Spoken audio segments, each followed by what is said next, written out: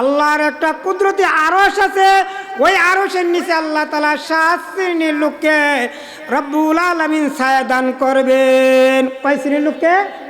বুখারী শরীফের হাদিস আছে, ইজিল্লুহুমুল্লাহ ফি জিল্লি ইয়াওমা লা জিল্লা ইল্লা জিল্লুহু, যেদিন আল্লাহ তাআলার আরশের আজিম ছাড়া কোনো ছায়া থাকবে না, ওই দিন মসজিদ আবাদকারীকে আল্লাহ তাআলা তার আরশে আজিমের নিচে ছায়া দান করবেন।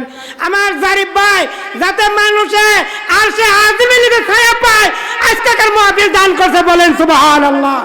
আরশে আজিমের ছায়া পায়, মসজিদ নির্মাণ করছে আমার জারিফ ভাই, বলেন সুবহানাল্লাহ। যাতে মানুষ গুনাহ থেকে মুক্তি পায়, বলেন আলহামদুলিল্লাহ। আল্লাহর আরশের নিচে ছায়া দান করবে যারা মসজিদকে যারা নির্মাণ করবে। যে সমস্ত ভাইরা বসে রয়েছেন তারা ভাগ্যবান। সভাপতি আছেন, আমার চাচা আছেন, আরো আসবে, মাহফিল ভৈরব আসবো। আল্লাহ সকলকে আল্লাহ আরশের নিচে ছায়া দান করবেন, বলেন সুবহানাল্লাহ। উনি অসুস্থ থাকেন, উনি অসুস্থ অবস্থায় মসজিদের উন্নয়ন কল্পে কাজ করেন, বলেন সুবহানাল্লাহ। 3-4 দিন যাবত উনি নিজের জীবনটা এত কষ্ট, আমি জানি 3টা জায়গায় অপারেশন হয়েছে, পেটের মধ্যে হাত ধরে মসজিদের কাম জারিফ ভাই করতেছে, বলেন সুবহানাল্লাহ। এতটুকু মহব্বত কার জন্য? কার জন্য বলেন? আল্লাহর জন্য। কার জন্য? আল্লাহর জন্য, যাতে উনি আল্লাহর তরফ থেকে আমাদের সকলকে নিয়ে আমরা একই জান্নাত যাইতে পারি, সকলে আল্লাহুম্মা আমিন। ভাইরা আমার, এই জন্য বলছিলাম যেদিন আল্লাহর আরশে আজিমে ছায়া দান করবে, দুনিয়ার ছায়া সবাই পায়, আম গাছের ছায়া, বট গাছের ছায়া, আম গাছের ছায়া, বট গাছের ছায়া, ডালিম গাছের ছায়া, কাঁঠাল গাছের ছায়া। নামাজ পড়লেও পায়, নামাজ না পড়লেও পায়, এটা আল্লাহ নিজে আল্লাহ দিব। নামাজ পড়ে না, এরপর আল্লাহ তাআলা বট গাছের ছায়া দান করতেছেন, আম গাছের ছায়া। চৈত্রী ফাল্গুন মাস যখন প্রচণ্ড রোদ উঠে, তখন আমরা গাছের নিচে আসলে নেই না ভাইরা আমার, বিশাল বট। নামাজ পড়লে পাই, নামাজ না পড়লে। কিন্তু আল্লাহর কুদরতি মেহেরবানি, আল্লাহর রহমতের আরশের ছায়া দান করবেন যারা মসজিদকে যারা আবাদ করে, আল্লাহু আকবার, যারা নেক আমল করে, যারা পরহেজগার, তাকওয়া, মুত্তাকিন, 5 ওয়াক্ত নামাজ পড়ে, রমজানের রোজা রাখে, কোরআন তেলাওয়াত করে, আল্লাহর হুকুম মানে, রাসূলের সাল্লাল্লাহু আলাইহি অনুসরণ করে, আল্লাহ খুশি হয়ে তাদেরকে তার রহমতের আরশের নিচে ছায়া দান করবেন, বলেন সুবহানাল্লাহ। ওই আরশের ছায়া কাফেররা পাবে না, মুশরিকরা পাবে না, ইহুদিরা পাবে না, খ্রিস্টানরা পাবে না। ওই আরশের ছায়া পাবে বিশ্বনবী আদম আলাইহিস সালাম থেকে শুরু করে সকল ঈমানদার দিগকে আল্লাহ তাআলা তার আরশের নিচে ছায়া দান করবেন, বলেন সুবহানাল্লাহ। যারা ঈমানদার, যারা আল্লাহর মুখলেস বান্দা, যারা মসজিদ আবাদকারী, যারা মসজিদের জন্য দান করে, মসজিদকে যারা ভালোবাসে, তাদেরকে আল্লাহ তাআলা ওই কুদরতে আরশের নিচে ছায়া দান করবেন, বলেন সুবহানাল্লাহ।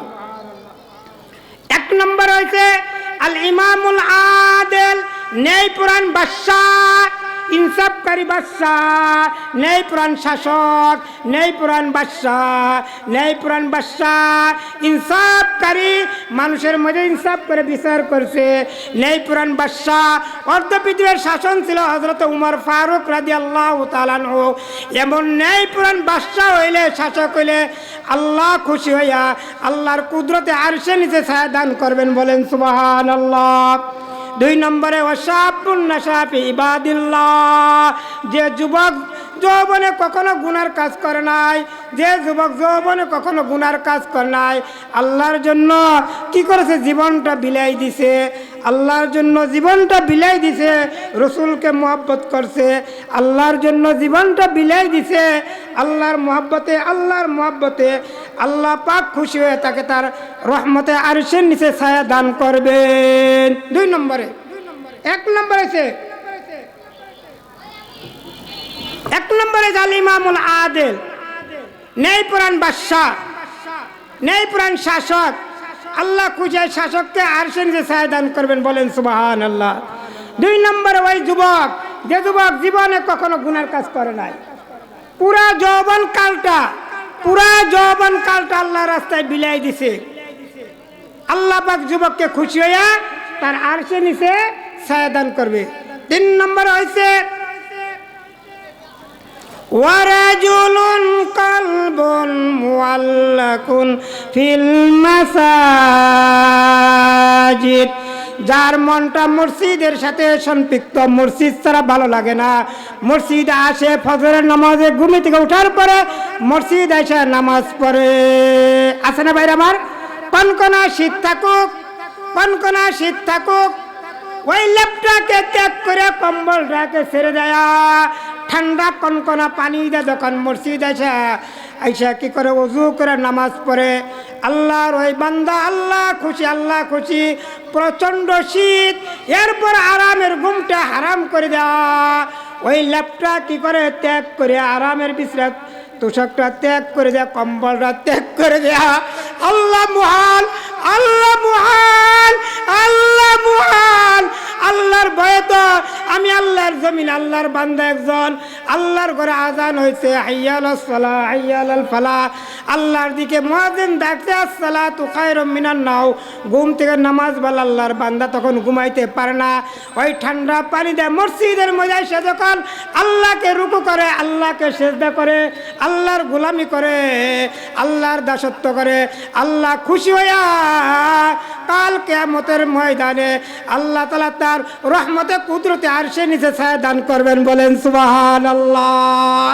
চান না ভাই আল্লাহ আরশে নিচে ছায়া? চান না ভাই আমার আরশে নিচে ছায়া? চান না ভাই? এই বান্দা দিগকে আল্লাহ খুশি হইয়া, আল্লাহ খুশি হইয়া, রাসূলের হাদিস, আল্লাহ খুশি হইয়া এই সকল বান্দা দিগকে আল্লাহ খুশি হইয়া কি করবেন? আল্লাহর আরশের নিচে ছায়া দান করবেন, বলেন সুবহানাল্লাহ।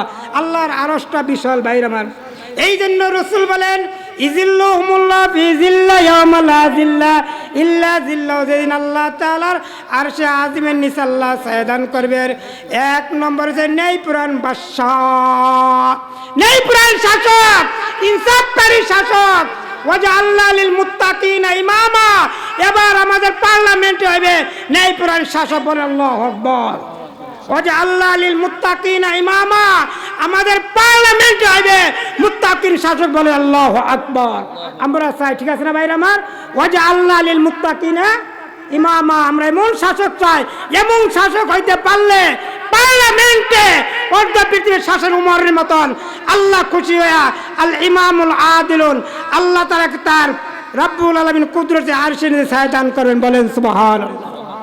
উমরকে দেখে শয়তান মন্ত ভয় পাইতো, শয়তান মন্ত ভয় পাইতো। উমর যে রাস্তায় চলতো শয়তান যাইতো না। উমর এমন শাসক ছিল, অর্ধেক দুনিয়ার শাসক ছিল, এমন শাসক হইলে আল্লাহ পাক তাকে আরশের নিচে ছায়া দান করবে। ওয়াশাবুন নাশা বিবাদিল্লাহ, যে যুবকরা সারাদিন মসজিদে নাচকে কাজ করছে, আল্লাহর রাস্তায় কাজ করছে, সারাদিন আল্লাহর জন্য কাজ করছে, কয়েকটা দিন ব্যতীত এই মসজিদের জন্য কাজ করছে, কোনো গুনার কাজ করে নাই, মসজিদকে ভালোবাসে, আল্লাহ এই সকল যুবকদেরকে খুশি হইয়া আল্লাহ আরশের নিচে ছায়া দান করবেন, বলেন সুবহানাল্লাহ। 3 নম্বর ওয়ারাজুলুন কালবুন মুআল্লাকুন ফিল মাসাজিদ, যার কলবটা মসজিদের সাথে সম্পৃক্ত, মসজিদ তারা কখনো ভালো লাগে না। বুখারীর হাদিসের মধ্যে আছে, ঘুমে থেকে ওঠার পরে মসজিদে নামাজ পড়ে, জোহরের নামাজ পড়ে, আসরের নামাজ পড়ে, মাগরিবের নামাজ পড়ে, এশার নামাজ পড়ে, মসজিদকে গমন করে, মসজিদের জন্য দান করে, মসজিদের জন্য ওয়াশ করে, মসজিদের টাকা পয়সা দান করে, মসজিদে রড দেয়, সিমেন্ট দেয়, বালু দেয়, সমস্ত কিছু আল্লাহর ঘরের জন্য দান করে, আল্লাহ খুশি হইয়া এই সকল বান্দা দিগকে আল্লাহ রাব্বুল আলামিন তার কুদরতে আরশের নিচে ছায়া দান করবেন, বলেন সুবহানাল্লাহ।